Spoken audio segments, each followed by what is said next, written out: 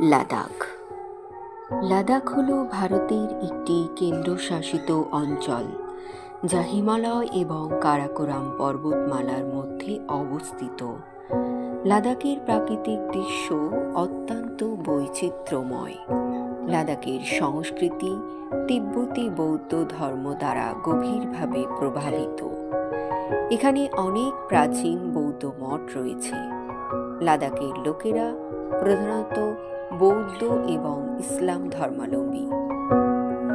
লাদাখ তার প্রাকৃতিক সৌন্দর্য, সমৃদ্ধ সংস্কৃতি এবং অ্যাডভেঞ্চার কার্যক্রমের জন্য সারা বিশ্বের পর্যটকদের আকর্ষণ করে।